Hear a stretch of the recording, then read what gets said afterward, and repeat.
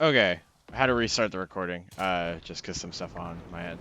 So I'm gonna pause this. But so this is the Hanamura game from last week's match, Davis High School.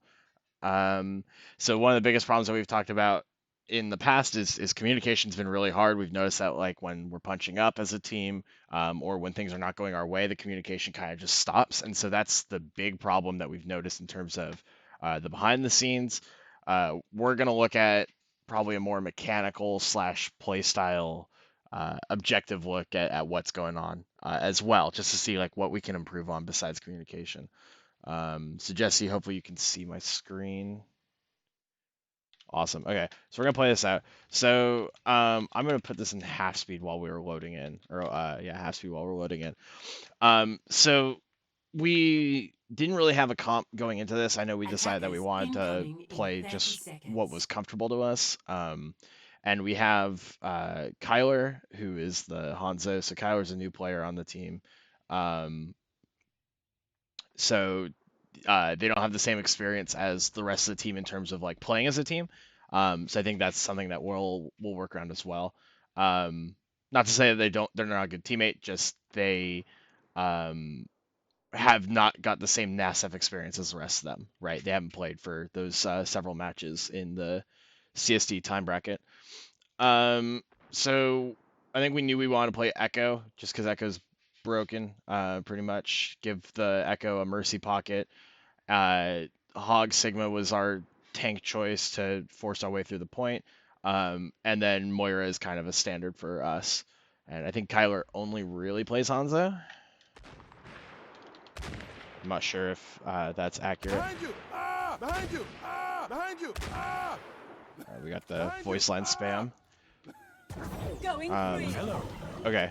Anything you want to add before the match gets started, Jesse? 5, 4, 3, 2, 1. Attackers incoming. Defend objective A.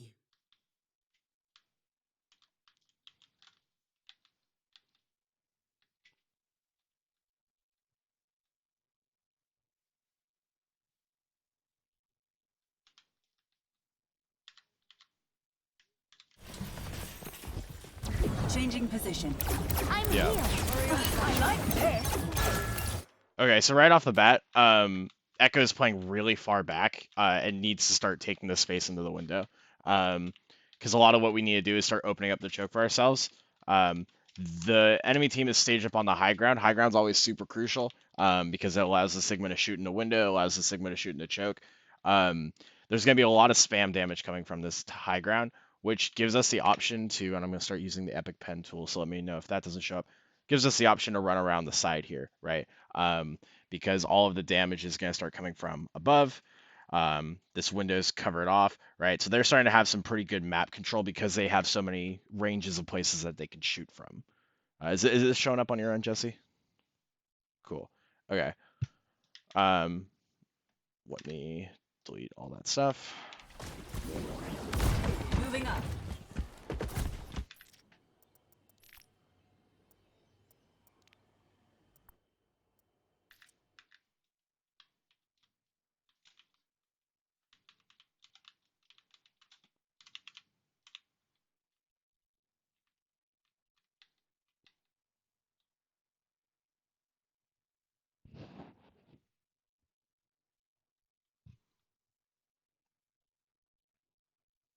Right.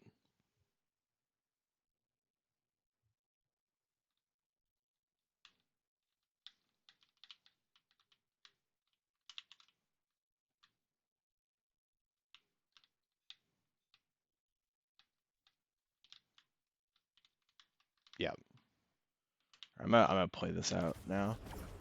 So there's a ball behind us. Scouting's out. Just important to know. And Hanzo takes so much damage on the entry that ball can just roll in and get the pick, right? So basically, this fight's already over now that we're one down and we haven't even made it through the choke. Like, fight's done. We can go for a res. We can try to regroup, but yeah, it's effectively over. I'm looking at... Oh, wrong person. Look at Echo real quick here, right? So Echo's going to be doing the majority of the damage to get us in, right? Just because Echo's so damage heavy. What we're doing right here I don't particularly like. Because like look where our DPS are right now, right? So our DPS are both looking at the exact same angle, and that angle doesn't even have people like in the sight line. Hog's on the front line, that's good, but what you'll notice about our damage is it's all coming through the choke, and that makes it a lot easier for a team with a Baptiste to survive because Baptiste just has to shoot his grenades into the same area. Like I think that Baptiste is playing slightly away from them, so let me go check that. So the Baptiste is over here. Right? All he has to do is just stay out of the kind of line of fire, which he's not doing particularly well, and throw his grenades down. I'm actually going to go back to see how they survive that push. But he can just keep shooting the same general area. He can throw down his lamp if things get hairy, which he does there. So the Baptiste has a good control over this situation. We're able to just face tank all the damage, right? It would be a different story if the Echo were coming somewhere like up here, right? Because now the Echo's got a good sight line of, okay, what can we see from our perspective? We get all this field of view while the rest of the enemy team's looking in one direction, right? What we have to do to break through a choke is start applying pressure. And the Echo or the Hanzo can do this by standing on this high ground, right? Everybody's vacated the high ground up here. We finally got that opening that we're looking for. Someone can climb up to this ledge and start shooting down. We have a high ground. We're starting to take multiple angles. It's a lot harder for their healers to be able to focus on 2 points of damage, and then they have to start making compromises and decisions. So when we talk about map control, right, I want us to notice how the enemy team is holding angles and what kind of space they're taking and where they can reasonably do damage slash heal from. And compare and contrast that to what we're doing, right? Because we tend to all look in the same direction. And while focus fire is good for things like breaking shields and burning down targets, it is not the same. Focus fire is not the same as map control, right? Map control kind of requires taking angles and uh what's the word for it? There's like an economics term for it. Divesting, is that what it is? Right? Where you're like dedicating resources in different pools. Yeah, so we have to divest our resources and focus our resources towards the same end goal of winning a fight, but have um God, I'm kind of lacking the words for it here, but in order to focus down our targets, we have to take different angles because if we're just coming from one angle, it's so predictable and so easy to read that there's nothing that we can do about it. Right? So we're still stuck in this choke. I think we were stuck in this choke pretty much all game. Ball's coming from behind. We just gotta call that out.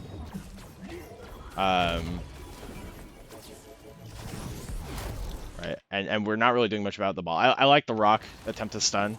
It's a good attempt. But we have enough stun with the Hog and the Sigma. Like, I guess the other reasonable suggestion would be switching to a Brig just for the bash to stop the ball. Because he kind of just ran a clinic on us all series. But like, we should be able to grab him, right? So right there, right there, that would have been really good for us to follow through on. I'm gonna play in quarter speed or half speed.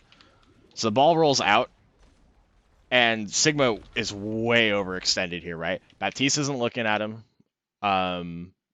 Mercy's not gonna be able to help because they're over there.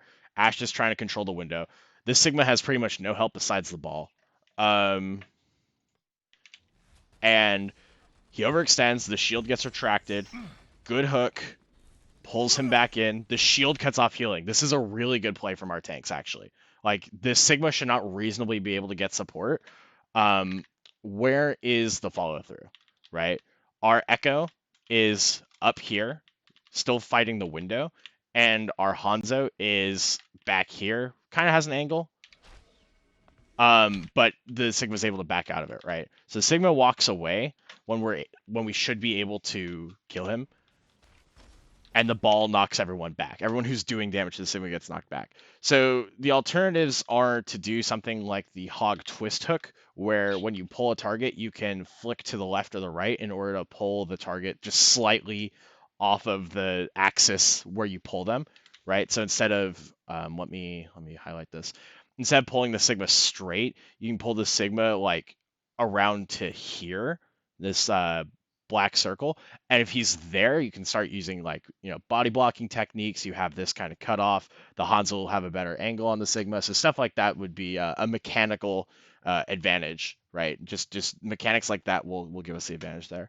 But the ball saves the Sigma. So this is like an example of an opportunity that we should have been able to capitalize on, but the focus fire wasn't there, right? Um, like this is one of those times where we need to be looking in the same area just to kill the Sigma and break through, but we just don't. Um, do you have anything you want to add to that, Jesse?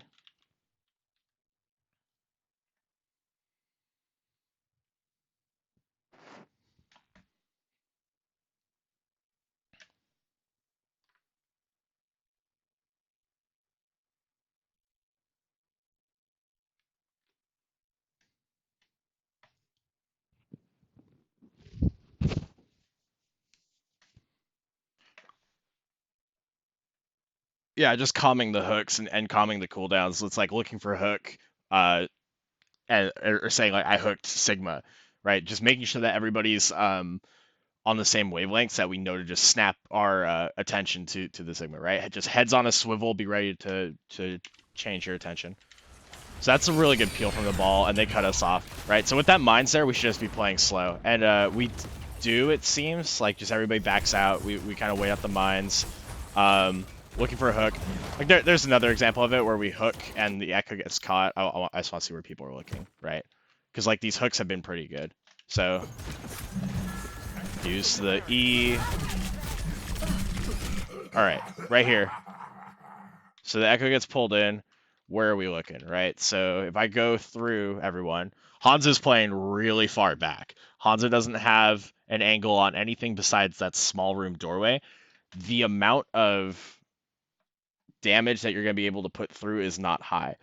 I would recommend for Kyler, you can play up here in what's sometimes called the sniper's nest, right? Any of these high ground positions that give you a really good visual of the point.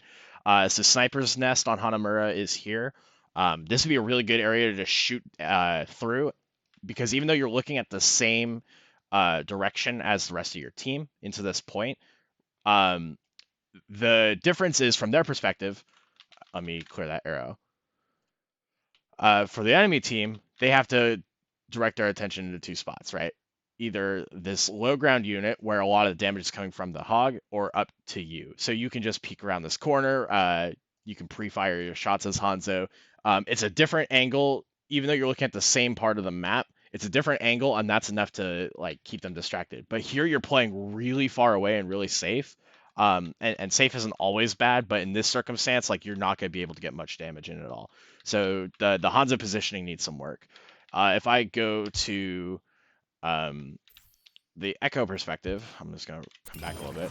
So Echo's doing kind of the same thing, and this is good because you're taking a different angle. But similar to the Hanzo, you're playing very passively, right? You are super far back.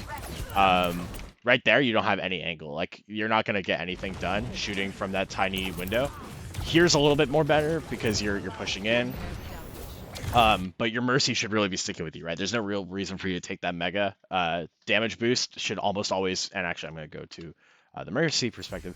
Damage boost should almost always be up on a DPS. The whole point of Mercy is playing for the damage boost to pocket a DPS and just give them a lot more to work with. So the Mercy's kind of playing out of position, right? Everybody's not really working on the player-to-player synergies. Let's see. I'm going to go back to the Hog perspective.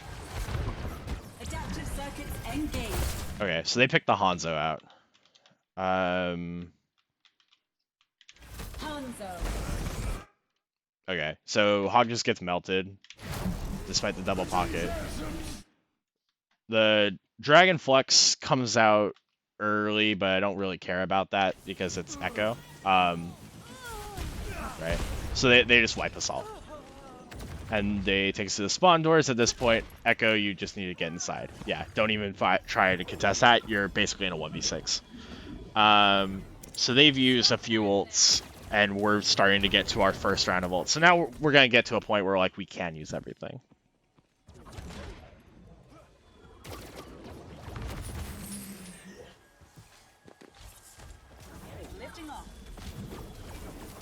Right. Okay, so Echo needs to call out that this ball is here and just dies. Where is the Mercy during that?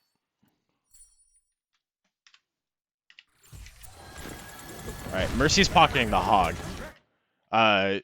You should probably be running with the Echo, right? The whole point of this comp was running Mercy Echo together, so that Echo has damage boost and a healing pocket. Um, she's not useless without Mercy. You can definitely run things like Zen or Brig with her, but like Hog's got so much self-sustain and with the Moira as well, that between his 300 HP healing cooldown and the Moira, if he dies, like something else is going wrong, right? Um, Definitely think about like how you can be helping the rest of your team with the healing. So Echo's not pocketed. Nobody knows that the ball's here. There's no support. Um, and I think that just kind of ends up being the full story for the rest of the series.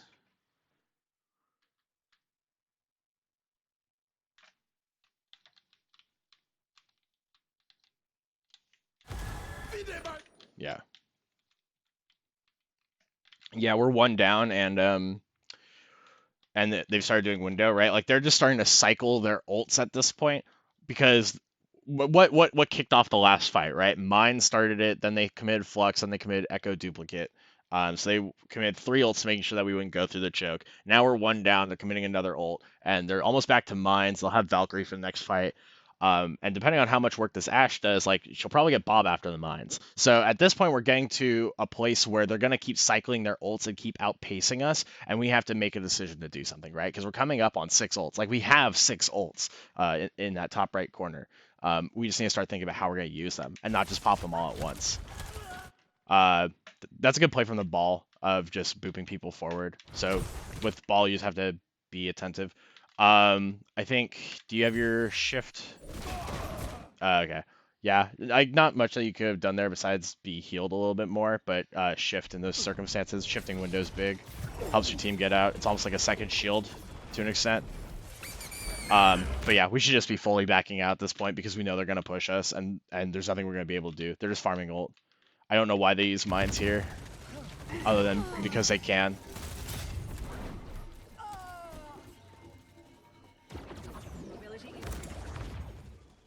Okay, tanks just spawn camping us out.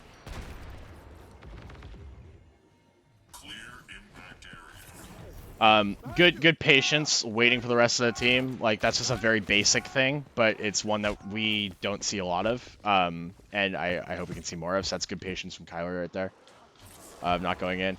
I also like this rerouting. It's simple. I'm gonna go back to it. I do like this rerouting of God. We're taking so much damage going through the right side here. Well, let's just go left, right? I like this because look at what they're looking at.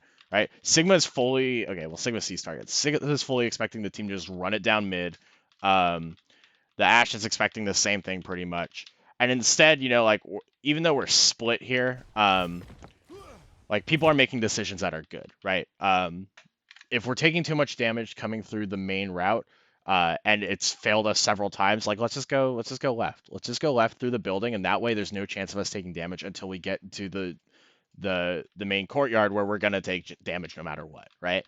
So that's good heads up play from Hog there, right? And again, Mercy should not be pocketing Hog, but the whole team should be going this route anyways, right? Like Mercy's doing the right thing for the wrong reasons here. Pocketing the Hog is not ideal. Again, you want to be playing with your Echo, but you're taking the right path, right? So.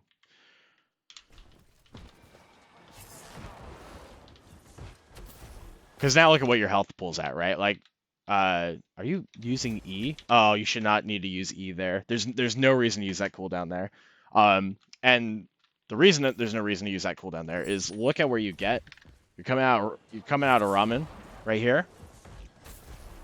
All right, cool. You've made it into the courtyard. Your HP bar is pretty much at full, and that's the highest it's been by the time you get to courtyard. Like every fight, if you go back and watch, I'm pretty sure that your health pool will be at like 75% to 50% as Hog by the time you've made any progress into like this square, pretty much. So just that simple pathing decision made so much more of an impact on your survivability. So it's almost criminal that you're using your E there, right? Like it just doesn't make sense. You're not gonna be taking that much damage from the get-go against a spam comp, unless something really obnoxious happens, and especially with a mercy pocket too that you shouldn't even really need to play with. Do you want to add something, Jesse? Yeah.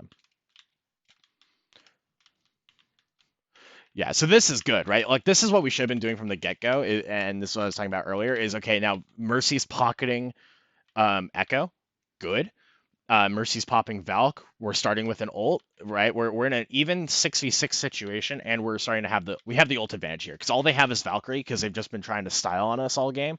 Like we have the resources to win this next fight handily, and it helps that Echo is starting to take this approach because now the Ashe and the Echo are in a duel with Mercy pockets, and now it's just which one of these two has the better mechanics, right? They're in a pretty even situation. Um, the Mercy is trying to damage boost the Ashe. Again, Mercy plays with this Ashe pretty much all game just to give her the damage boost to make sure that she can two tap people, right? But this is good. Like you're starting to clear this angle. You can go for the Mercy here. You don't have to go for the Ashe. I'd actually recommend going for the Mercy because being a support down is always terrible. But you're starting to clear these angles out for yourself. But then you get in and your 60 seconds. Mercy's not with you. Okay. Can you close it out on the Echo? Nice. Okay, so we've closed it out on the Echo, right? Echo took a duel that she couldn't win. She didn't have the Mercy support. She's probably gonna get rezzed here. But now, if we went into like icon view, right? Look at where you are. Um, you are in an awkward position with zero support, and that's kind of because the Mercy didn't come with you. Again, Mercy, you just got to be pocketed. Like you can't just fly to every single target and heal them up. That's on your Moira to do. Mercy needs to kind of commit to someone that they're going to help out, right? Um, so what I would have liked to see here with the Mercy popping Valkyrie, she's going to do one of two things, right? She's either going to try and blast you down with her like Mercy Glock, the water pistol, or she's going to go for this res right here, which is actually really safe considering where the rest of the team is. So you can camp out that body and try to prevent her from getting the res. I think instead you just back out, right? Like it gets into an awkward position. There goes Mercy for the res. You're playing super far back, and Mercy gets the res. Like that's okay. You know what to do there. Um, but what you do need to do is start taking these angles, right? Even like getting behind them would be good because now you're starting to clear out um, a position where if you are playing on this high ground and the Mercy comes up to you, okay, we've got a bunch of damage coming through here and we've got a bunch of damage coming through here. And now the blue team, even though they have this yellow box, this is gonna be like where the fight is in courtyard. You now have a blue team sandwich where blue is playing in this area and they're getting shot at from both sides. They have to start making decisions and punish one of the two sides. Um, Typically, when you put them into that sandwich position where there's red on either side and blue's in the middle, you've taken angles, you now have map control, right? Blue doesn't have control of the situation, even though they are physically obstructing you from the path that you want to go. That path being from the choke point to point A, right? This is where you want to go, but um, you have control of the situation because you're firing down on both sides, right? And they either have to split their attention and resources to challenge both parts of this fight or hope for a miracle. So this is the kind of situation that would be nice to see, and that is dependent on Echo just knowing to take flank angles, right? But instead I think Echo's just going to shoot through main again, right? Which is sad because this was working. You got to pick on the Echo. You won that duel. You cleared the Ashe off the high ground, right? Like Ashe really wanted to be playing up on the planks here, and you denied her that. Like that was a really good play, even though like mechanically you might have messed some things up. You did the right thing at the macro level of clear out the Ashe. Don't let her be on that spot. Do you have anything you wanted to add, Jesse?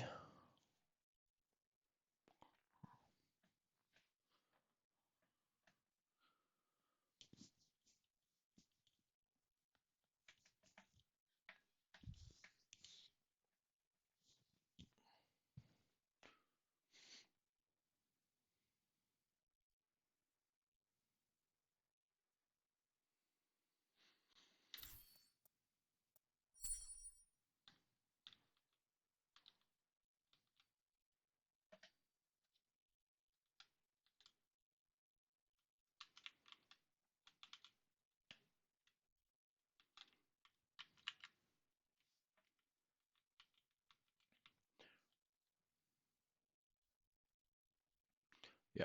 I just want to look at the situation when that Echo dies, right? So Echo gets killed here. Here's the situation, right? So now Mercy's gonna go for the res. This is what you're looking at. Baptista's trying to take the 1v1. Mercy's going for the res. You know Mercy's going for the res. Everyone is where? Actually, where is everyone? Where are the tanks? Oh, you guys got flux. Okay. I didn't look up. Okay. So, actually, did you have vape here? Please tell me you pop it. Yeah, okay.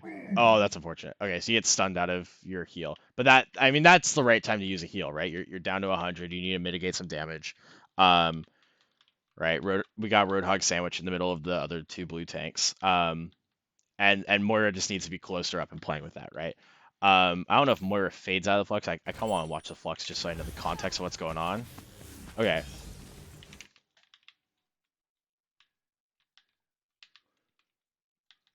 Yeah, I don't know what happened to the whole hog. Actually, let me figure out what happened to the whole hog first. Let's see it. You try to kill the ball, he gets out. Yeah, no, don't even worry about the ball. Just start making your way through choke with this. Like, I get it, the ball's annoying and the ball's gonna do a lot to you, but at the end of the day, ball has one job and that's to divert attention. Like he's just a disruptor tank. You're gonna get so much more value. Like you're sending him to spawn, okay, he's gonna come right back with his grapple, right? Start pushing them out of the choke. Start making your way through the choke with this ultimate, because their attention is so split already because of the echo in their backline. This is when you start making the path for yourself forward. So just kind of a wasted ult there. Like I appreciate the intent of getting the ball off the back line, but it's not the play to make, right? Because there's other tools that. Oh, that's tragic. Yeah, that nothing else to say about that. Just like you got hit those, and that's a hard shot to hit with the bar in the way. Like that Sig was playing in a good position behind the bar. Take the damage. Okay, so who's in the back here? Sigma and Echo, or Sigma and Mercy are way too far back. Like I don't know if it's the ball disrupting you or you're giving a lot of respect to him, but you're giving so much space that you're not able to really follow through on the Echo pick that goes through. And then sure enough, Echo starts playing main again, right? Now this is kind of okay for Hanzo, taking the off angle and trying to shoot through here, right? Just while everyone's shooting, see if you can pick someone off. But you know, again, this high ground is clear, and because they're playing back in choke now, they're not pushing forward. This is going to be a decent spot for you to get pocketed and just start shooting from, right? They're looking at everyone who's in the cluster over here, right? All their attention is focused on that side. That gives you enough time to just climb up the wall and look for a pick. And I think you're just playing too far back for most of this, right? It's almost like you're not even there because you keep taking these angles that are so far out of position. Just like this square is all you can see, and people are not really pushing that square all too often. So your impact as Hanzo is not felt because the damage goes nowhere, right? There's no target for you to hit in that square. So definitely think about, am I playing too far away? Can I realistically see anyone? Yes, you're a sniper, and I know that like tends to make people think I need to play as far away as possible. And for Widow, that makes sense because your range is so far. But for Hanzo, like you kind of need to get in there, right? We kind of need you to go in, use your Stormbow to break shield. Stormbow does, I think, like half of Sigma's shield.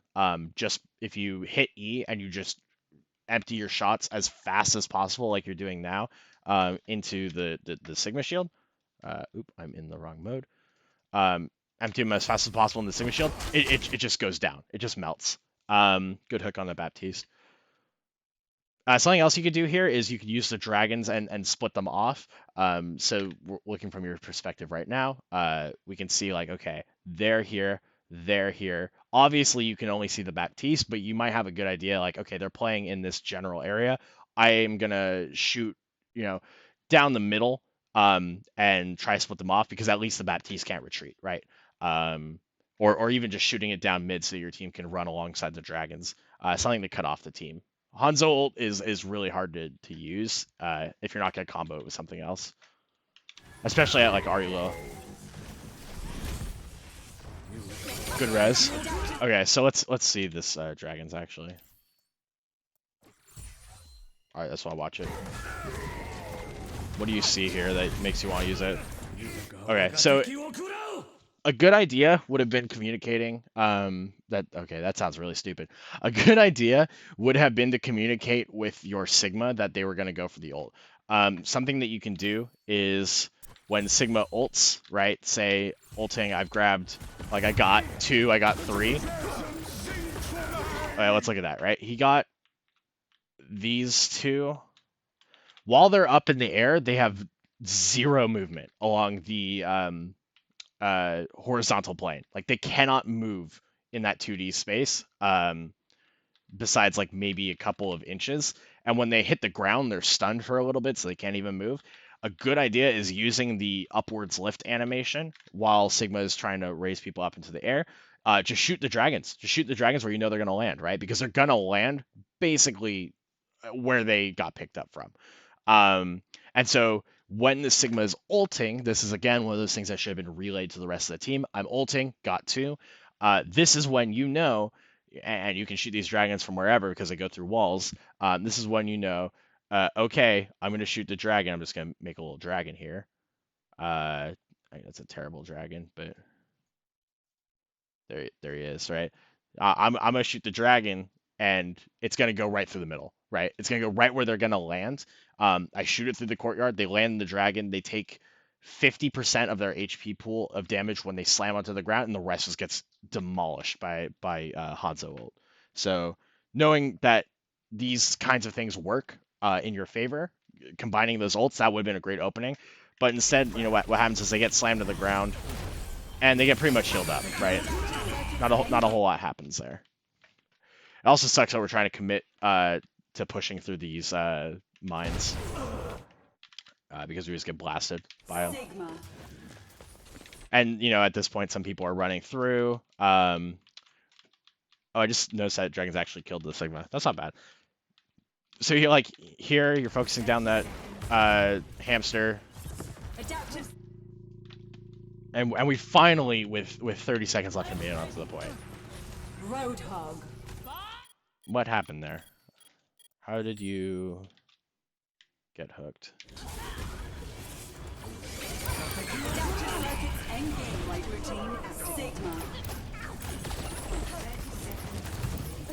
Focus my target. Adaptive circuits engaged. Roadhog. Yeah, like shield would have been really good to throw and just separate your team's push so it makes that little I have to turn off the objective capture sounds. Throwing shield out to make a nice little wall for your team gives you that little extra mileage of getting onto the point, right? Something like that would have been really handy there. And this fight already looks messy. So Bob's on the point. Okay, so Echo gets lost. If you're on Echo on Sigma and it gets to the 4-second point, like at that point, the ult is not gonna charge in time, so you're better off just doing raw damage. I'm going whole hog. This Bob is in a really good position. He just kind of destroys things. Unlucky. I don't think we're even able to touch the point here. I think that at this point, also, just the last little thing. Why'd you switch to Orisa? Why are we switching to Orisa, right? Like, even if you think that that's what's gonna work, we're in the end game with 10 seconds left. Like, switch to Ball or switch to Diva or something. Someone that will get to the point, right? At least so you can get the contest. Orisa, even if you're more comfortable on it, it means nothing if we never get to contest the point. And that's not. I'm not saying that to be mean, right? Like, I don't want to be mean about it. It's just like that doesn't make sense to pick when you only have so much time to get to the point. Why are you wasting that time walking when you can use someone who will get to the point, right? Like a faster hero just has to be the pick there. That's just more of like a higher level like you'll see a lot of the pros do that when they're in overtime. Like they'll swap to like Monkey, or they'll swap to Ball, or they'll swap to Diva, even though it doesn't make sense in a matchup. It's just like I have to touch the point. I have to keep the fight going. We definitely lose if the fight doesn't keep going. Um, in which case that's always the pick, right? So just little things that need to get worked on.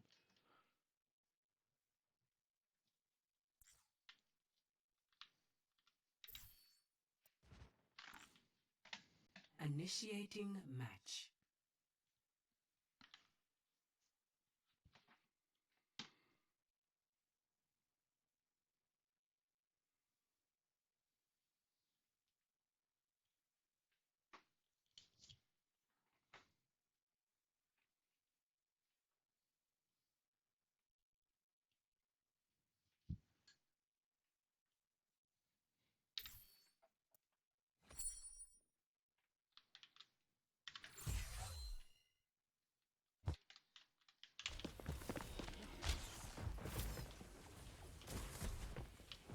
Touch from afar.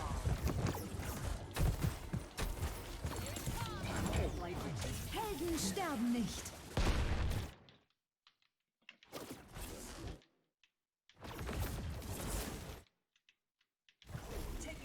Yeah.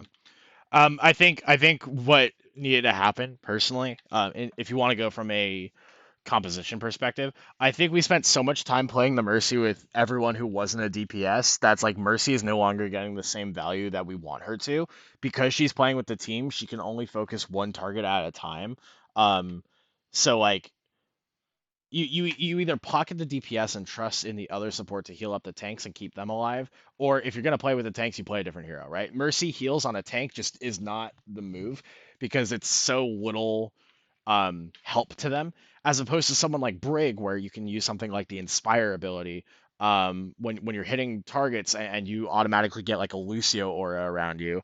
And you have damage, or not damage boost packs, armor packs that you can throw onto the DPS like Echo or Hanzo, right? You can throw them to someone who's out of position, right? Those armor packs do a lot for a DPS because it's a bigger fraction of their health than a tank. Um, so if you're gonna play with the team, like just go Brig, honestly, at that point. I think that would have been a good swap. So like what now we know in these kinds of situations, like who is the support to swap? It's gonna be the Mercy, right? If Mercy isn't gonna be pocketing DPS, like we just switched to Brig. It just makes sense to do. Um, I don't know if that needs more elaboration, but yeah, the hog focus is kind of weird. I kind of want to look at the opponent's attack phase just to show like what they did, because I think they just did a one and done kind of blitz in. And that made sense. Let's see. Wait, where are we? Okay. Initiating Anything else that match. we need to talk about our attack round?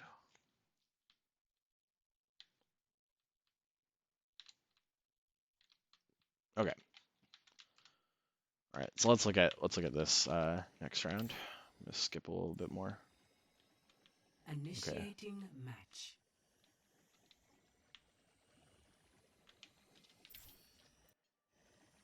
Ready for battle.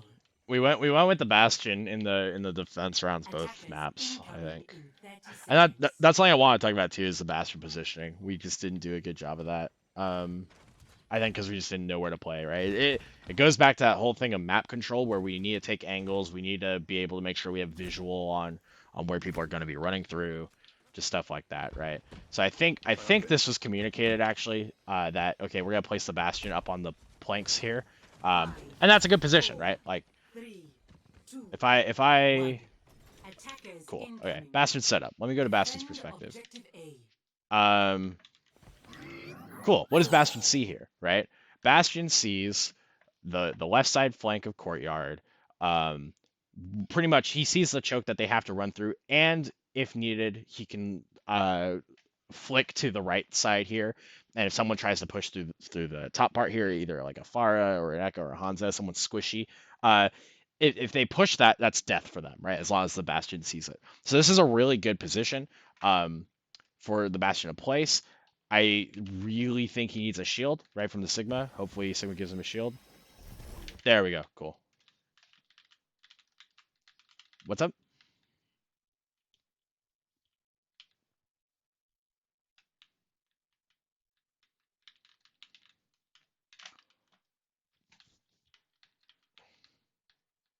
Yeah.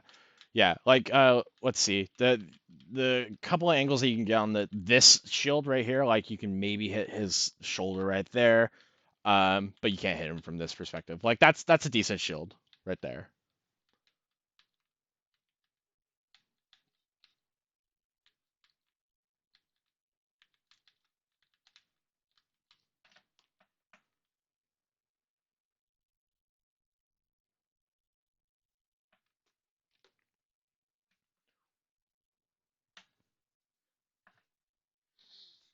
Yeah, the style that we have here now is protect the president, right? Where Bastions is going to have full control over the area. We do what we can to make sure that the Bastion survives. So whether that's Lamp, Mercy Res, right? This is a, in theory, sustainable composition for us to be running.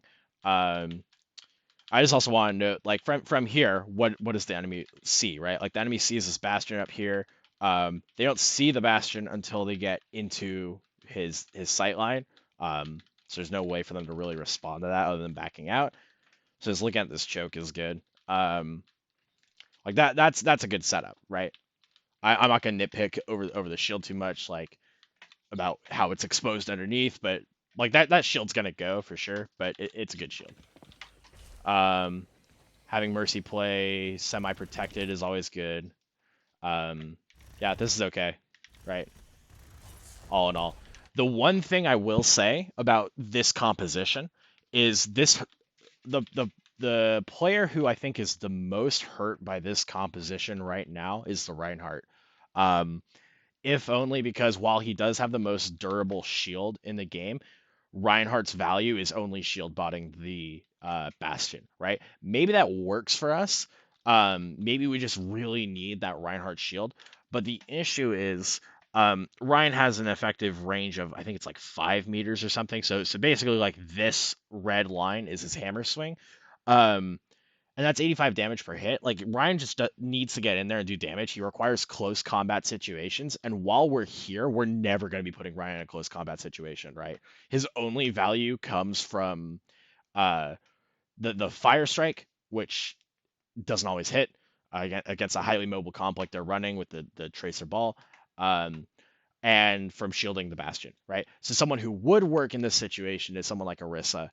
Even though Orisa isn't good right now, the default double shield you play at a long range with the intent of let me do this in red with the intent of setting up like this sphere of influence with your shields and your team, and while the enemy is trying to move somewhere, you just keep firing down on them from range, right? So they come into this choke. You're shooting at them from your little protected bubble. Just having teammates with range, and the only way that you really break through this is you a uh, rotate in a way that breaks the sight line. So in this circumstance, this is something like, okay, what do we have control of? We have control of pretty much everything here just with spam damage. If we were to not move, we have control of all this area. So, okay, we can take the path of least resistance and push through here. That way we're only exposed in this little segment. Run up the pagoda, go across the bridge, right? That's still within our little range.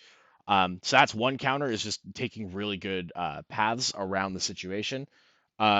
Or the other option is B, uh, get on top of them, right? So this composition that we're running is really good at holding that space because of the range at which they play and the damage which they deal at that range. Um, but if we're not effectively doing that damage or holding that space, if they run something like, okay, they got the tracer here, they got the ball. If they successfully dive these supports and kill them, even if they trade their life for it, like the tracer or the ball, they'll still get back before our supports will. Discounting mercy res, like they'll still be in the fight. if they take that 1v1 and both the support and either the ball or the tracer die. Um, so they always have the advantage to go for something like that.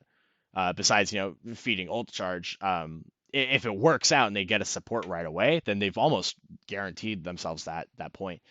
Especially with only one tick to go, right? So by getting on top of them, suddenly all this space that we control is moot when you have like a Winston just jump over or something, right? Like just taking that trade.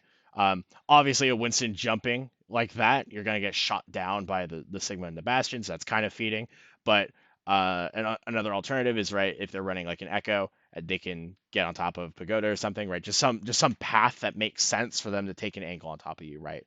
Um, so we just have to make sure that we're always in control of this space. So I want to look at their attack here, right? So the Tracer's kind of going for pretty much exactly that, although she is on her own. So she's taking an angle, tanks are backing off. A bit of the issue is we're sending both Sigma and the Reinhardt to chase after her. Right? So Ryan's trying to guard that flank. Okay, like sure. We shouldn't even be running Ryan here, but that's all right. Like that is what it is. Sigma peels back because Sigma needs to be damaging this space too. So shield starts going down. There's cracking it. Good call to recharge. This lamp comes out way too early. There's really no reason for the lamp to come out because the amount of pressure that's being dealt to you is not enough, right? If you just heal with your Mercy and Baptiste, or Mercy and Baptiste, you should be able to keep this Bastion up, reasonably speaking. He can't get headshot. There's not really a whole lot of damage that can come from them. Just keep healing, right? Because what you need this lamp for is something like a Tracer Pulse Bomb that has 4 of you in range. So now we're down this cooldown. Now I want to see if that impacts the rest of this fight, because I actually don't remember. I don't know what I just did there. Yeah, this shield's kind of awkward. So that shield right there, I think you like fell or something. Let me see it. Okay. Alright. Yeah, so I don't know what happened there, but you walked down to the low ground. There's no reason to do that. You try to shield your Bastion, but looking from the Sigma perspective, that means nothing, right? Like there's that whole gap in the shield. And that's not to, put all of why we lost, it's on our Sigma, right? That's not what happened. We just didn't play coordinated as a team. But like that's one of those many things that just snowballs when we play comps like this, right? It's just like, okay, we didn't protect our Bastion effectively enough. He got really, really low, and when he got really, really low, we didn't have the immortality field to save him. Or we didn't have the immortality field to guarantee that Mercy could get the resurrect. So I want to watch the Mercy now, right? Let's see this. Mercy needs to go for the resurrect. Dies for it, right? Because Mercy's not protected by the shield. There's no immortality field to guarantee that Mercy can get that person back, especially when that person is Bastion, who controls this entire space. And because we're now down, actually, how does our Ren die? I want to see that too.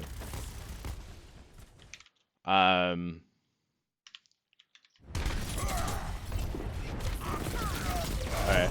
So it's kind of that thing I'm talking about where Ryan only has so much space that he's effective at, and you're chasing down this Tracer who will always be able to outrange you and always be able to outmaneuver you. And not only that, they've gotten right on top of you, right? This ball and Tracer have gotten right on top of you. So because the Ryan needlessly chased a target that he was never going to catch up to, just by the sheer factor of being a Ryan in a Tracer matchup.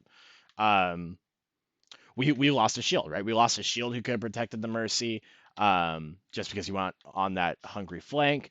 Now they're behind us, and now look, right? To go back to that thing that we were talking about earlier when we're controlling the space, we're a red team sandwich, right? If we look, we have this elite hamster task force on the left side, that can jump on top of us. And we have the damage dealers on this side, and they're just going to be able to waltz on in, right? We have now been squished. We have lost map control. I just want to look at how they did this from their perspective. So I'm actually going to rewind this fight.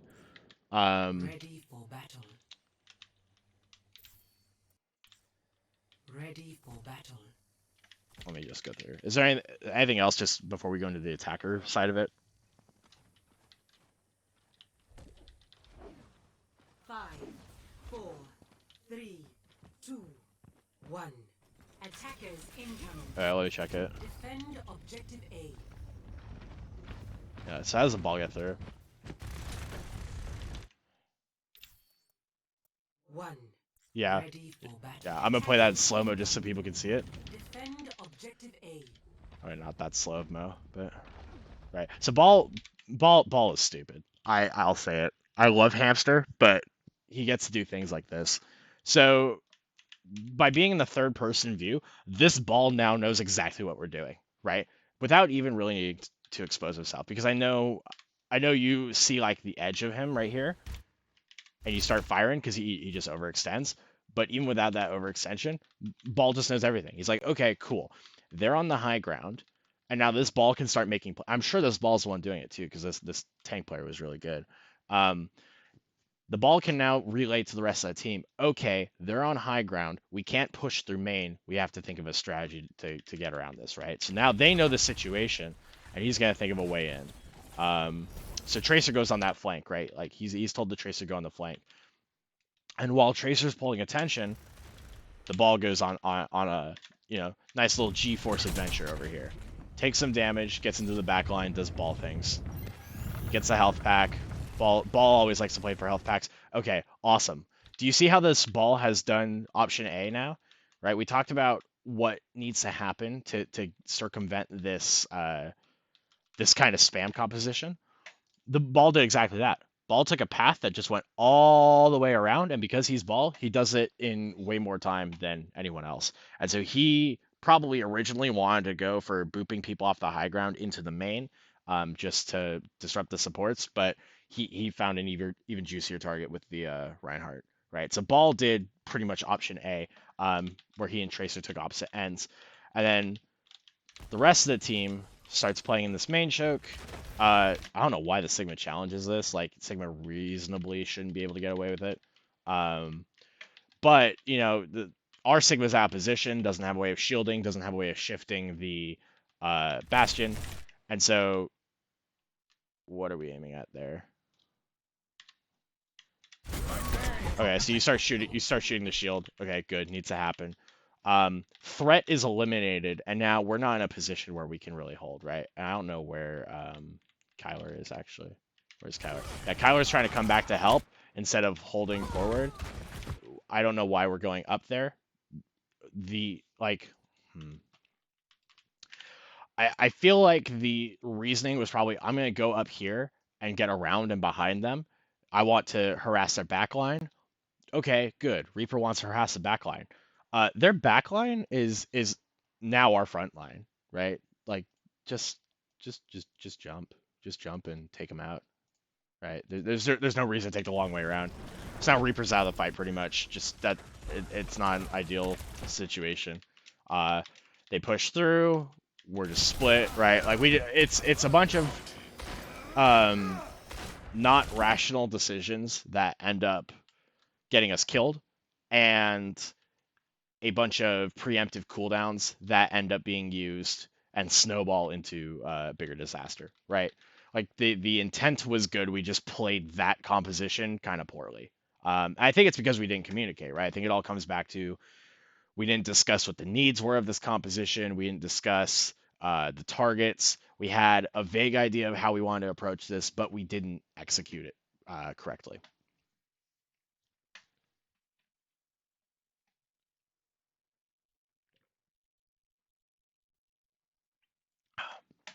Just mhm. Yeah, they see one tick. They can brute force as many times as they like. Actually, if they wanted to, the ball could have just sat on the point, and we would have had to challenge him. Like someone would have had to go back down. So, all right, King's Row. We spent about almost an hour talking about that map too, even though that was like a 7-minute game. Like there's so much that you can break down, and I didn't even go into the really nitty gritty details, but like that's just how much like we need to think about what we're doing, right? and making sure that we're talking. Attackers. Oh, I Defend went too ob- far. Okay. Ready for 5, 4, 3.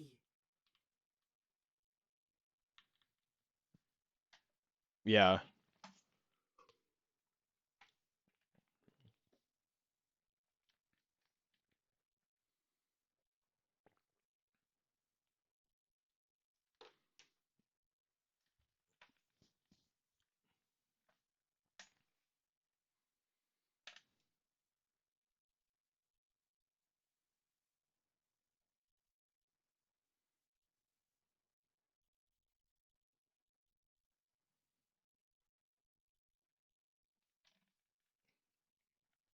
Yeah.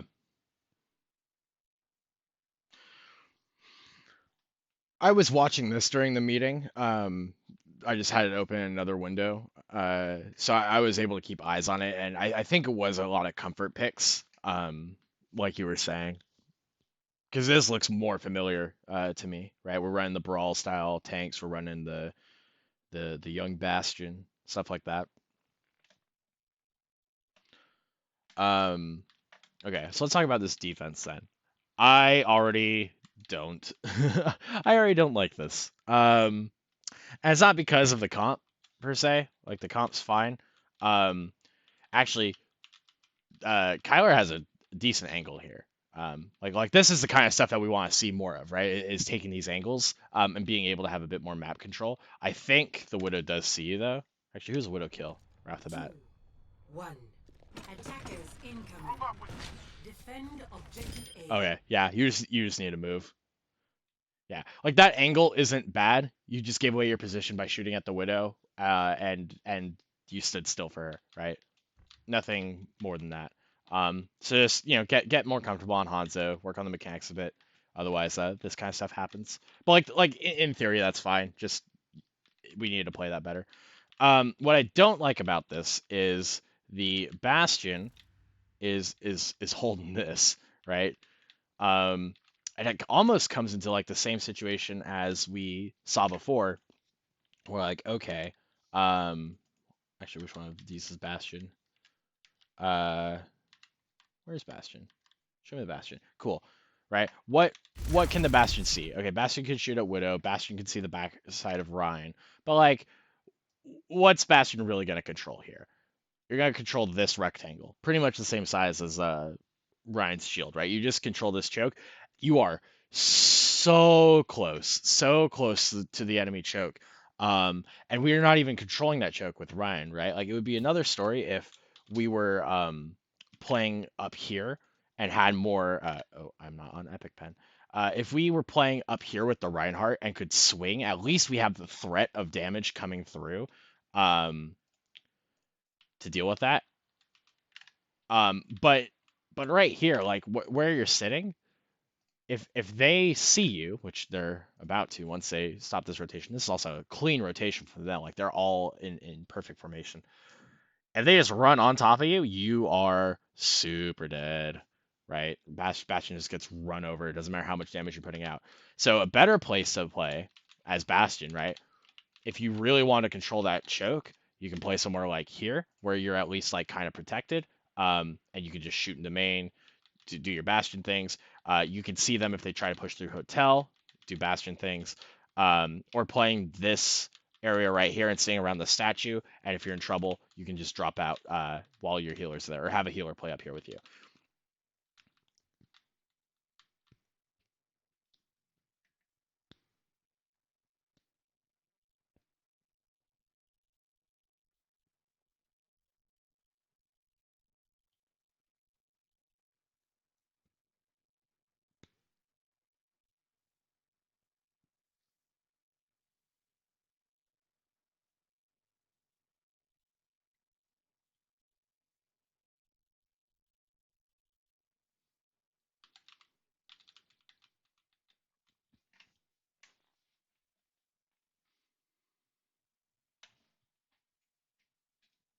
Yeah, 100%, right? Like it's all trade-offs with what we're trying to achieve.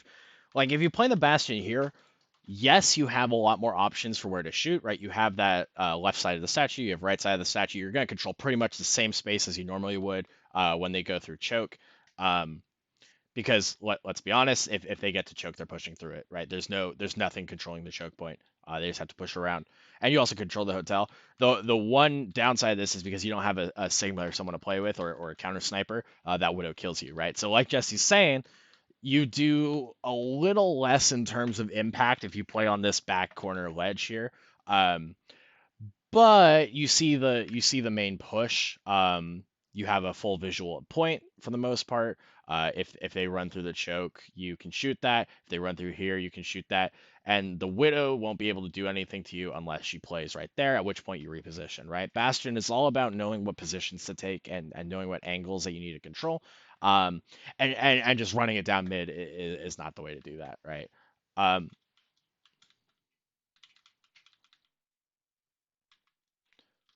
yeah. Like you're playing very close, and I understand that it's a matter of I want to get as much value as possible controlling the choke, but we're thinking about it as a team in such a linear way where it's like I can only do damage if I'm staring directly at them, or I can only contribute if I'm staring directly at them. That's not true, right? We just need to control more of the map because we're doing that thing again where it's like, okay, like um pretty much if the enemy stands in this lane, they are super duper dead, right? However, there's a lot of different ways to counteract something as spammy as Bastion, right? And like we said in the last map, option B is to run right on top of you. Okay, well let's take this moment to look at the comp, right? They're running the speedy frog boy, right? To zoom in on top of point. They're running Rhine Shield, they're running Zarya, and so they'll have bubble, they'll have shield, they've got immortality.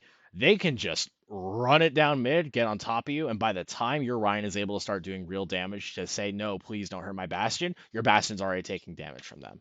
And I just want to watch this out. Like I think the best way to demonstrate this is by watching it out. They see you. Actually, that's a really nice. I'm gonna go back to this Ryan because he does something really clever here. Um, dang it, I missed it again. Remember how we were showing that ball tech where ball does the thing where he goes around a corner in third person and kind of scouts things out. So this Ryan does exactly the same thing here because shield you can hold down both mouse buttons and get a free cam view. And so he's shielding to put himself in third person, even though it exposes the shield. And now he knows, wait, we can just run in. We can just go, right? They are holding so close. There's nobody hiding around that corner. They're just up front and center. That is the freest kill of my life. Just speed us in, 3, 2, 1, go. And sure enough, they get on top of you. You're shielding.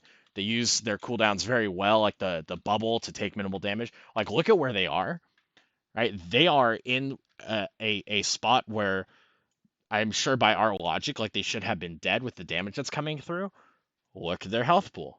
Like nobody is hurting. Nobody is hurting, and we're down one, and they are now on top of us. Like this play has already failed because we just positioned ourselves so poorly.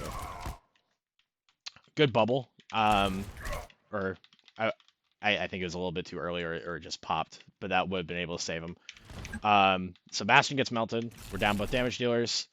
The lamp goes down up front and immediately gets blasted down by the Reinhardt. We go for a Hail Mary charge, and it just doesn't work, right? Like, all of this plan outright fails because we just didn't have ourselves in the right position, right? If we had Bastion playing in the back here, where you're able to see choke, that's damage to persuade them. Like, if they had tried to do that exact same strategy, you would have been able to at least shoot them down, right? If Hanzo had moved out of the way earlier, we would have had another, like, if they weren't running Widow, pretty much, we would have had another source of spam damage coming from the choke. So now you've got crossfire from both sides, trying to harass them, make sure they don't run through. If we had Ryan up in the choke, I'm going to go back to when they blitz through. That's not where they blitz through. Where is it? Defend objective A. Okay. So right here, if we were playing up front and forward, Ryan can start swinging, we can start doing damage. They have to pause, right? They have to put a pause onto the push, um, because they're gonna start taking damage. We're gonna start shooting at them. They have to start thinking of things. Um, because they never have to put on the brakes, we never get an opportunity for shooting into them. And so just they go all gas, run right in, melt us down, right? They shield their way up to the Bastion. Shield's about to go down. They bubble the Reinhardt. Bubble takes all the damage from the Bastion. They just alternate it really well. GG, go next point. So like the idea again from us is very good. It's the right idea for what we're comfortable with. We just played so weirdly. We just played so weirdly and out of position that it cost us that fight right from the get-go. Um, I remember listening to other coaches talk too, and something I've heard, like it literally doesn't matter how mechanically good you are at the game if the positioning is bad, because if you're playing the wrong positions, you're never gonna be able to use your cooldowns correctly or hit the shots that you need to. It's just a matter of like we have to be in the right areas at the right time. So I think that's what we'll focus on this coming week is positioning. So like this is okay because we're trying to retake this corner. I would like to see the Bastion playing up in this area, for the same reason as the last high ground is we now get to shoot down this entire lane. They have to push the cart there. Someone's always going to be in that area. This is okay because it makes them play on the back side of this corner. You can look at them from the top down view.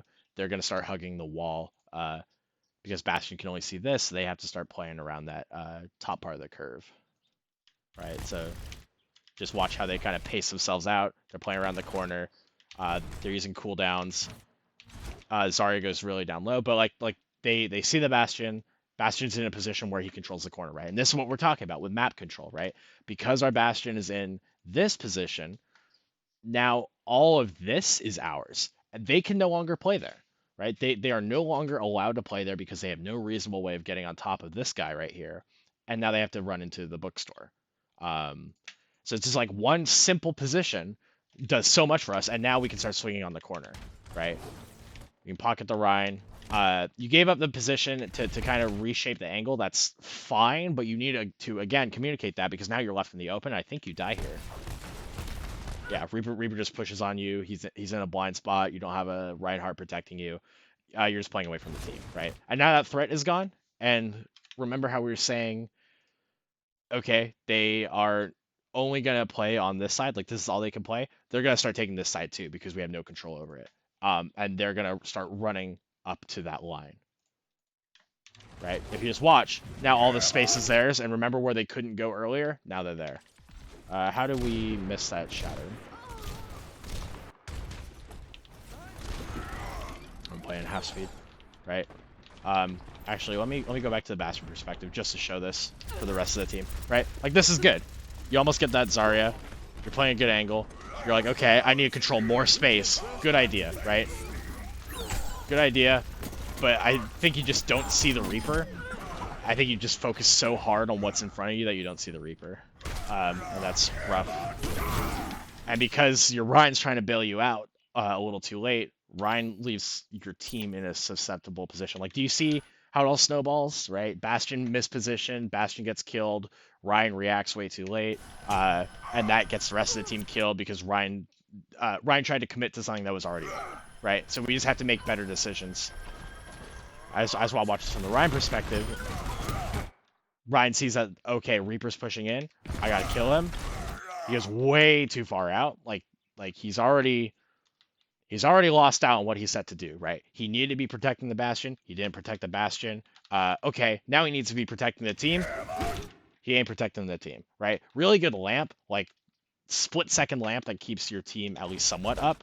But Mercy's as good as gone. Yep, there it is. This Ryan should die too, though. Like, that Ryan should have just gotten focused down. In this situation, let me play it in half speed. Right, so Shatter comes out. Something you can do here is charge the Ryan just to prevent him from getting more damage in. But you are backing out when you just need to go all in on the fight, right? There's no supports left for you. Like, you just need to go all in and hope to get something done. Um, if the Ryan is playing in the back line, you've already lost. Okay, now I think they just send the Reaper up to you and chase you down. And all the while, by the way, they have one person on the cart just to make sure that it's still making progress. Like, they don't need to have everyone here. The Ryan should be playing way more aggressively to prevent you from getting to the point, and that's what he does. Because now, and we'll talk about the positioning again, right? Now, if you look at it, this is where they need to be playing. So what they need to do is get the cart from, point A to point B. Oh, I messed that up. What they instead do is they start taking this so that they hold this entire area, and now you have to recontest, right? A lot of times you'll see teams that'll just play right in front of the payload and really have a 6-stack escorting it. But then that lets let me switch this. That lets the blue team start taking this space all forward. But instead they're gonna hold you back. Like, they're gonna hold you at the spawn doors. Right, here we go. And someone's not looking at the Widow. Widow's just shooting onto the Bastion. Bastion's trying to shoot back. It's awkward for everyone. Yeah, this Ryan just keeps pushing in. That's unfortunate. Nothing you could have done there. Like, that shatter would have been big if he just didn't get the shield, right? Like, you just need to, again, have the Bastion shooting shields.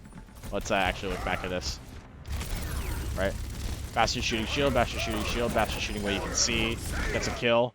The Ryan is playing in a position where your shield's not gonna get broken, and he has it just in time for that shatter, right? If he was playing a little bit wider and in the line of sight of our Bastion, shield would have broken, we would have hit the shatter, save the point B. Like, that would have been ideal. They just knew how to play around the Bastion, right? All right, there. Yeah, I don't know why you decided to do that. Right, they've capped the point. You need to have an exit plan, and that exit plan needs to look like get around the corner where your team is. Instead, you put yourself in a weird spot where, let me go back a little bit more. Right, okay. You put yourself in a situation where you're going to get cut off from the rest of your team and take a lot of damage. Even while you're healing yourself up, like, they've just cut you off entirely. And, like, yes, I know we've talked about, making a red team sandwich, but we don't have enough we don't have enough firepower to make a red team sandwich, right? They're gonna take out the soggy piece of bread, and now it's gonna become open face sandwich. Yeah, they swing on the Bastion. You take so much unnecessary damage, it feeds a lot of ult charge. That was an anti-synergy from them. Again, these lamps are really good because you're, like, reading that something's about to happen. Like, these lamps have honestly been really, really good this entire game. You save yourself from the grab, but you're getting just a lot of damage. It doesn't matter, right? It only doesn't matter because you're taking too much damage. Conceptually, it's good. Because that at least gives you a chance. Okay. Held to the spawn doors. I like this fight that you're trying to take, right? To try and zone out that Ryan. It mostly works, like, you achieve what you're doing, but everyone else is collapsing on you. And now we just feed, right? Like, we killed the Bastion, we took him out of the equation. That's at least something, because now they have to play a little bit more back. They can't just go past this choke point and try to hold the doors with the Ryan. They now have to play scared because they don't have a shield and we have a Bastion.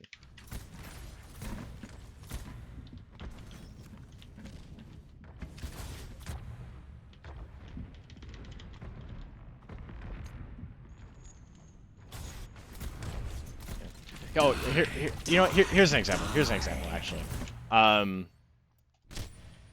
want to note what their Widow does. Right, let's look at the Widow. Alright, Widow wants to have control of your spawn door, basically to prevent you from doing anything. Realizes that she's not going to have a good angle while that Bastion's there, so instead she relocates to get the same control of the point while the rest of her team's pushing main, right? So what she recognizes here, and I'm going to look at this from a top-down view, what she recognizes here is, I can't really look at it from a top-down view. Let me use the spectate overlay. So what she recognizes is that it's that same thing when we were talking at the beginning of Hanamura, where everyone is shooting in the same direction, right? Once her team pushes in to harass you guys, which I think the Lucia's about to lead here in a second with the Reaper and Zarya. Yeah, okay. Ryan's coming back. 3, 2, 1, go. They're gonna Wraith in. So now she realizes, okay, well the angle that I'm trying to hold is going to already be taken, right? They're gonna have pressure from God, I cannot draw arrows today. What is wrong with me? They're gonna do a lot of frontline pressure right here. I should start shooting from somewhere else, right? I want to split their attention because if they just have to look on this like general area, this 2D trapezoid of space, like okay, that's not gonna do as much as if I make them look up here and down here. Um, like they have to look at the payload, they have to look at what's in front of them, they have to look at the top window. I want to throw more chaos in the mix. I'm gonna take a different angle, right? Sorry, bubble to save the Reaper, make sure he doesn't get blasted immediately so he can get a safe ult. Kind of miscoordinated, but whatever. And now look, right? We're exactly in that position where if you look from our perspective, look how many angles they have on us, right? They have right in front of us the Reaper, they have the top with the Widow. Um, as soon as they start pushing, they can start holding the other door. It's just kind of a mess, right? Again, really heads up lamp from our Baptiste. Like this is the perfect time. That bubble's really good because the bubble absorbs all the damage. It gives your Baptiste enough time to react, right? It's forcing out cooldowns, but you're trading the ult for it. That's whatever. Um, Unfortunately, we just take too much damage and we stand outside of the lamp, right? Res is okay. They're holding a door. Nice boot. That was cool. And now Ball's here to stall. Valkyrie's keeping him up. Bastion ulting in. Bastion's trying to shoot the Widow instead of what's right in front of him. Yeah, just go for what's easiest, right? You need to take back the point. I like bringing out the Glock on the Widow. And now we're starting to get a foothold because we're using ults, we're taking better angles, but then it all kind of falls to pieces.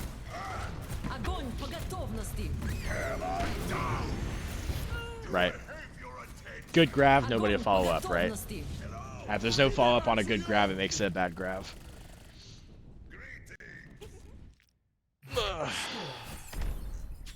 Yeah, that was kind of rough at the end. You're right.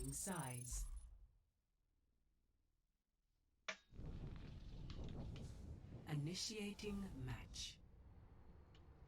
Any other thoughts on the last point, Jesse?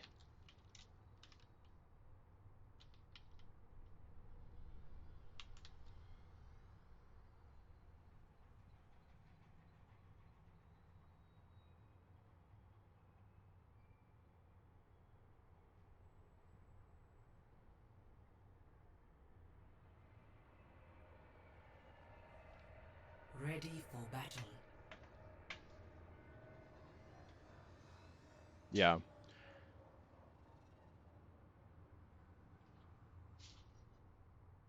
Yeah, and I know I've said this before, but it's like none of this team is like bad players, right? There's definitely new people to the game, and like for some of them, it's their first FPS. It's like it's understandable that you're gonna be a little rough around the edges when it comes to aim and mechanics, and that's fine. Just so much of what gives us problems is like we get stunted on because we're just in weird places that are really easy to abuse. Um, and so it's like it's not because we're a bad team, right, or bad players. It's because we're just playing terrible positions, and we need to fix that, right? It's nothing to do with like us as players. It's just like we need to fix up where we're playing. That's unfortunate. Wait, how'd you get killed? What?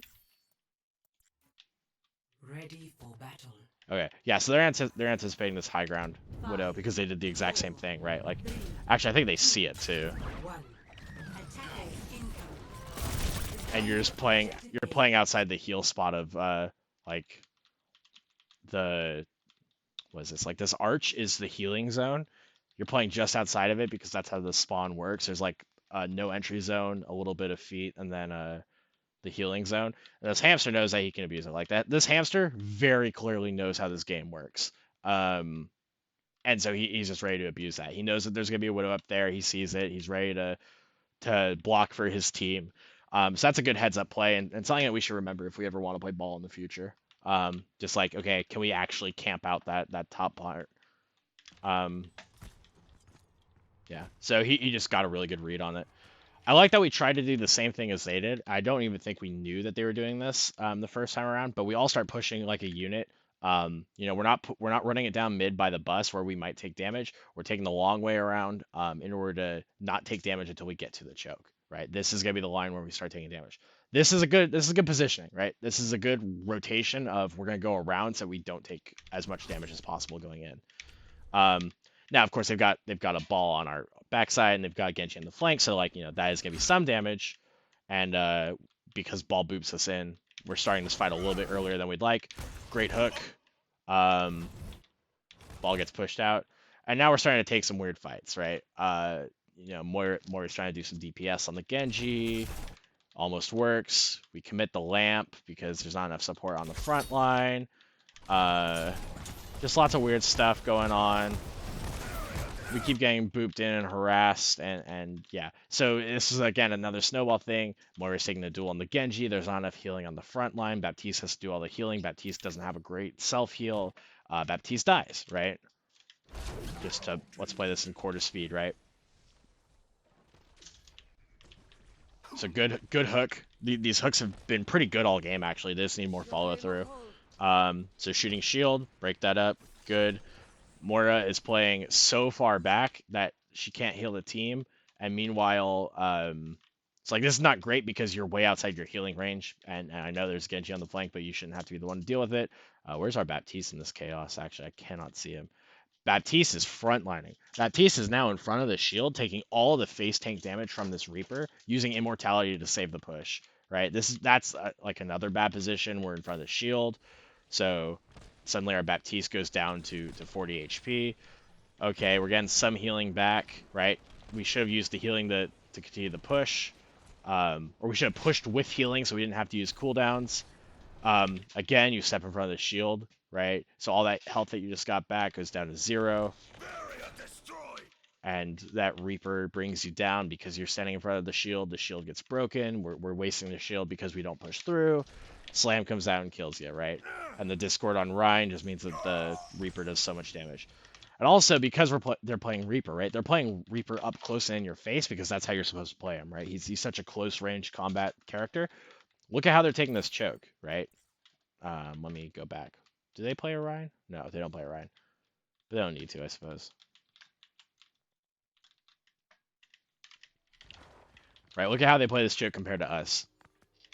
So they're positioned in the same spot as we are, right? Wrong color. So yes, they're positioned in the same spot as we are, but look at the difference between what they're running, right?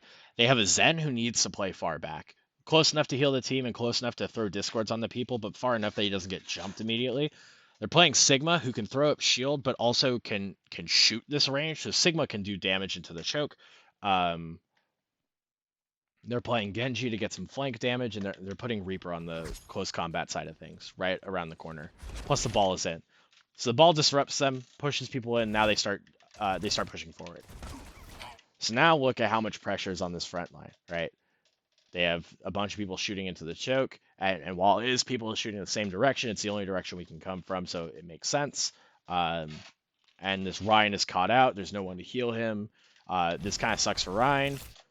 Like, at this point, you need to back out because you need to be with your team to construct that push, right? And so they force out a lot out of us. They force out a lot of healing. They force out the lamp. I don't know why they use lamp. They didn't really need it. I think they're anticipating a bigger push, and it was just unnecessary. Right, but you're at half HP. You're trying to conduct a push, and there's just so much pressure on the front line. Like, by the time we actually break through that choke, we're just going to be taking so much damage. So that's first fight done right there. And it's all because they just had much better presence on the choke, right? Like, they use their positioning a lot better. And now they're going to try and take more map control by holding forward and shooting into main.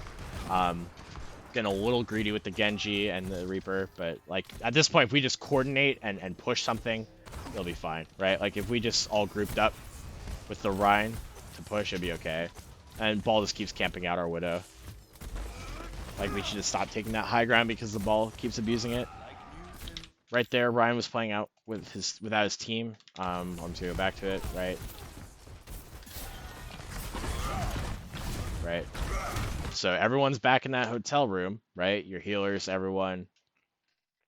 And the wonderful thing about Ryan is you are suddenly a magnet for all the damage in the game. So look how fast your health has gone down. You're already halfway down in like half a second after one rock. You have Discord on you. The Zen's trying to target you down. You put down your shield. You're just inviting damage to come by, and nobody's here to help you. In the amount of time it takes your team to realize that you are in trouble, you have died, right? And that's just something that we have to avoid. Like Newton and the apple. So we start regrouping, and they start falling back a little bit more just to not take a weird fight. We're sending the Reaper down, the 1v1 the Genji. That's okay. Like, that's not ideal. We really should use Reaper to bust through, but if we gotta pick, we gotta pick. They assist at the spawn door. Good hook to stun. I should be looking at this fight, actually, because I didn't realize that this is what was happening. Yeah, so they just want to camp our spawn door because they have so much better presence on the point, or in the map than we do, right? So Reaper just decides, okay, there's 4 people there. I'm gonna do something cheeky. And I like that this entire time Baptiste has their finger just on top of the E key to throw down that lamp. Like, you're ready for it. That's good. Like, that's good heads up awareness. It just needs to be something that's communicated. That hook is great, right? Now we just need to be shooting at the Reaper. And I think we actually clear out most of these mines with that charge before they deploy. So, like, we have a straightaway path. So that mines shouldn't do anything. I say shouldn't, but I'm afraid of someone just walking right into them right here. Okay, so we almost get booped into them, but that's okay. Okay, like right here, everyone should just be focused on the ball. We get the pick, we can start pushing in. I don't know why we're splitting. Like, again, everyone should be focused on the ball. The ball's right on top of us. If we all just shoot him, he dies, right? That's just how the game works. And we've wasted all of our barrier just outside the spawn door because you spent so much time trying to shield off the damage from the Reaper instead of trying to push forward with it that we have made it like 12 feet and the shield's gone. So now we have to wait for this next choke push, and we don't have a shield to protect ourselves for it. So everyone's just doing their own thing independently, and we're not making calls. It gets to the point where, and I hate to say this, but it gets to the point where I almost think that you don't trust your healers, right? Like, because you're running back to spawn to get healing. You're so afraid of what's happening outside, and you don't have a shield to protect anyone. You're just like, okay, I have to go back for healing.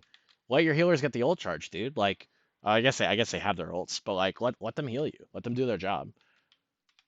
Because now you're way out of the fight, right? You were out of the fight before because you didn't have a shield. Now you're in spawn. Now you're playing backline Ryan. Like, now we have nothing to help on the front line. That 85 damage per swing helps so much. Just trust. You gotta trust the team.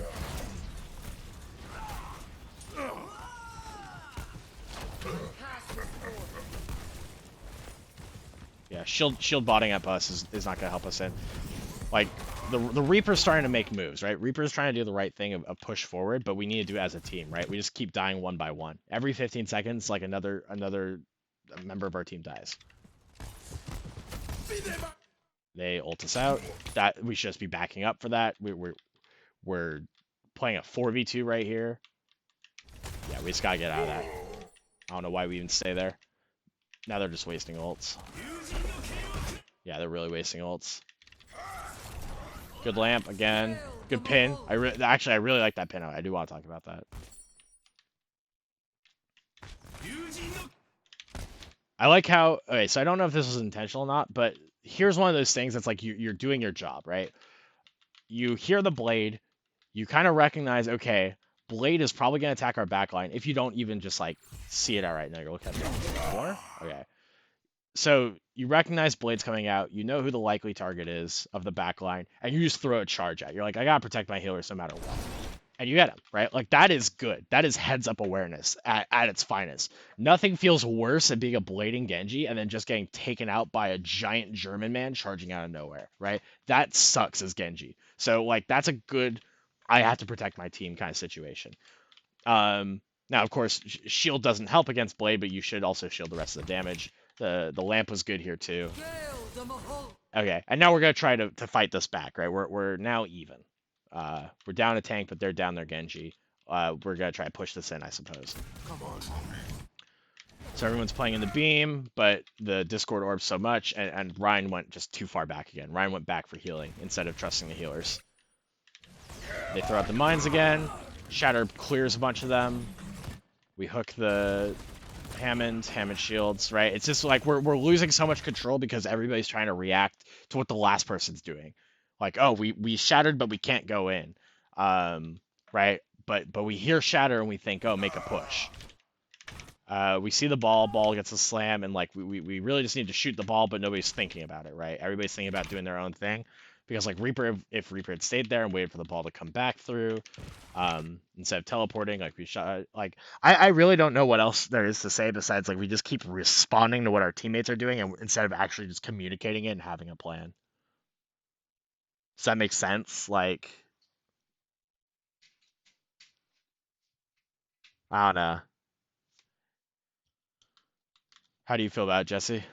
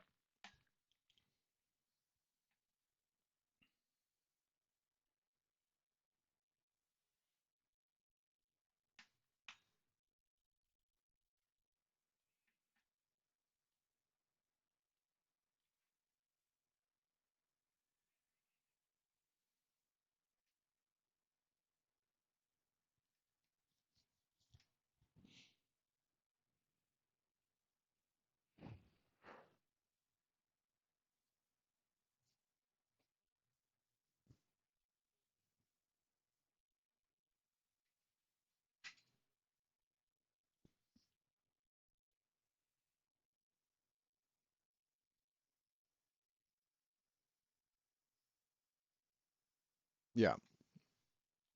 It's like even though Jesse and I weren't in the call, like we can already tell that just there's not talking going on based on people doing things and nobody's ready to follow up on it. Um, right. It's just it's telegraphed. It's telegraphed to us, and we're not in the call. It's certainly being telegraphed to the other team too, who's at least in the lobby. Minute left. I don't even know what we do here, right? Like, they're coming up on another Death Blossom, they're coming up on Flux. We at least have ults to work with, and we're swapping to Diva. Like, we're swapping to things that we think might work. Okay, like, that's good. We think that things aren't working. We're not afraid to make changes, and we're at least making changes within a reasonable time frame. I do like that, right? More of that. Just trust your gut. Okay, Slam comes in. Okay, good example, right? We're ready to push ish. Like the team is kind of behind you. I don't really like frontline Baptiste, but that's okay. And Wall comes out, and now we can start shooting in the main and start pushing back. Like that's good, right? This is a clear plan, right? Even just from what we can see here, this is just a clear plan of okay, we're gonna make them go back. And sure enough, they do, right? Or I guess they start throwing the flux out to counter it. They want to counter the push. Diva went off on their own and got bodied by the Zen. Lamp comes out. Good job, right? Like Lamp was prepared for Flux. This is a good read. So they countered out. In a weird way, you almost forced out the Flux by using your Baptiste wall, because they just really didn't want to deal with that kind of push. They're a little scared of that. And you made them waste an ultimate that could have saved a point. Like, okay, that's good, right? Who is ulting here? Oh.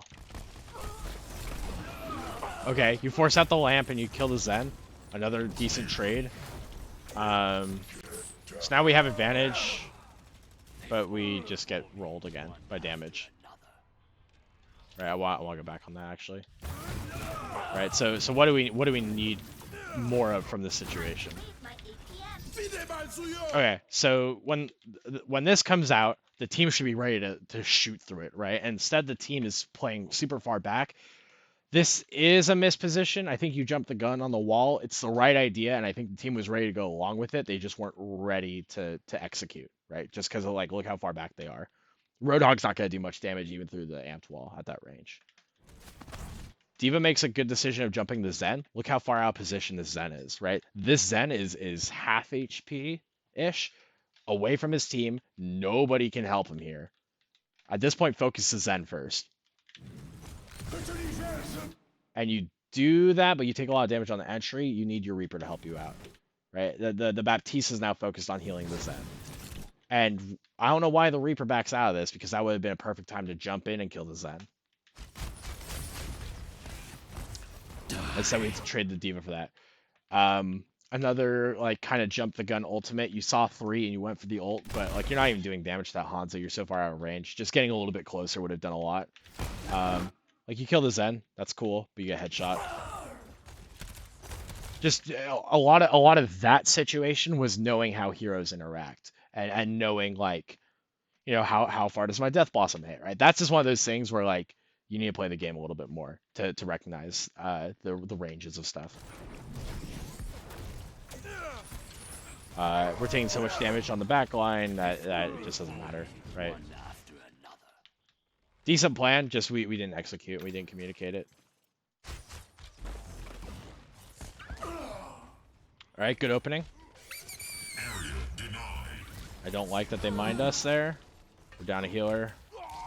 Yeah, this mines at spawn just keeps harassing us and not letting us leave. Because we just don't know how to play around it, right? We don't wait as a team. We don't group up as a team. They keep mining us. They keep separating us. It's just awful, right? Because like, look how many players we're down, and why are we running in now, right? We're just putting ourselves into a dangerous situation, line of fire. Sure enough, we're already taking damage, and the team hasn't even grouped up yet. It's just trickle. It's just trickle all the time. This hurt to watch. I mean, this is just really good from the Hanzo because he knew where we were going to run from, and there's really little we could do about it. Right? Like, that was just a really smart play from the Hanzo, knowing that we were pushing there and just ending it early. 10 seconds remaining.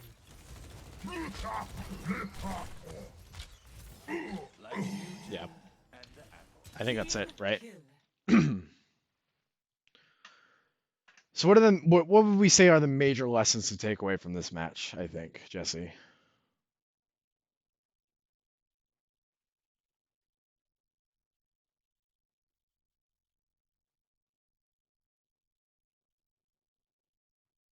Yeah, I can hear you.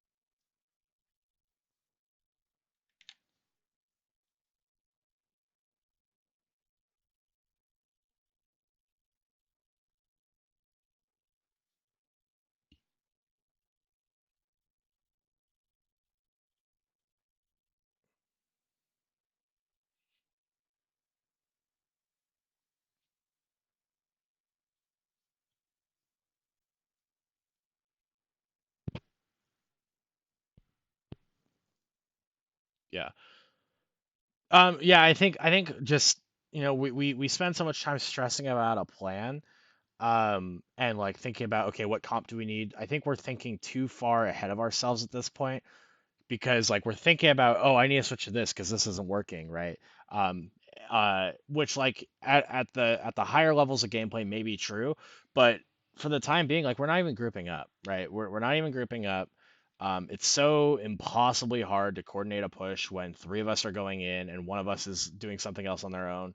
Um, and not talking about like, okay, we want to go in together to the point where it just doesn't matter, right? It just doesn't matter what our plan is because we aren't grouped up. We keep trickling in. nothing is going to get done unless we're playing as six, right? Instead, we're playing as one and one and one and one and one and one, right? We're not playing as a team. So at this point, I'm less worried about compositional plans um and hero picks, and I'm more just worried about like we're really not responding to situations well because we don't group up and we don't play positions well, right? Those I think are the major outside of communication. I think the two major issues that we have are we don't group up, which relies on communication, and we don't position ourselves well, which is less reliant on communication, I want to say, and it is more related to game knowledge.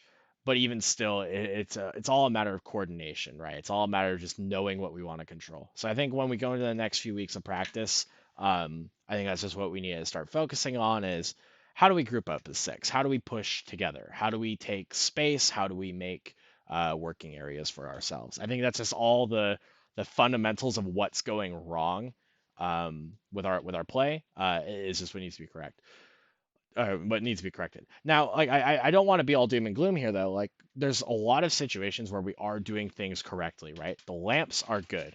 Um, there are some brilliant hooks coming out, right? There are some decent usages of cooldowns that are being thrown out. And there are spots where I see you all cover for each other and play situations correctly, and that's great. I want to see more of that, right? It's just a matter of, we need to channel that, and we won't play correctly unless we know, like, what is it that we're trying to do? Well, we're trying to group up and we're trying to hold this space, right? So I don't know. It's a lot of stuff that needs to be corrected. I'm optimistic though. I think it's stuff that we can definitely fix. But yeah, I just need everyone to look over this video when we put it out and definitely take the stuff to heart, right? I think we're all really good players here. I think we all have the potential to be great players. I think it's just a matter of overcoming whatever that chasm is of keeping us kind of shy and quiet and not knowing how to communicate with one another. I think we just need to bridge that gap. And once we bridge the gap of communication, I think we'll really start to hit our stride. So I'm definitely optimistic about what we can do. It's just a matter of talking about it more.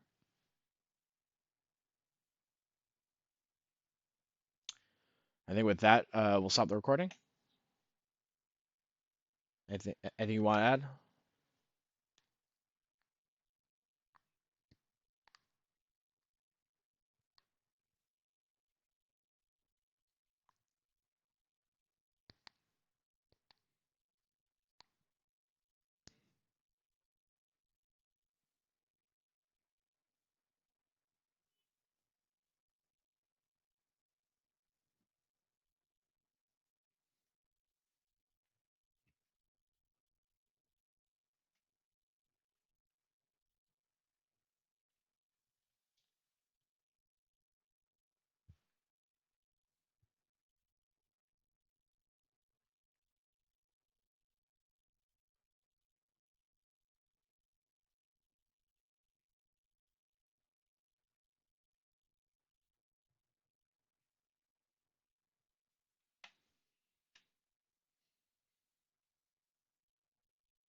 Yeah.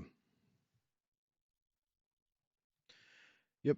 Alrighty. I'm gonna stop the recording for tonight. We'll put this video out on my YouTube, and hopefully you all get a chance to watch it. But yeah, that's gonna replace practice for today. So hope you all have a good one.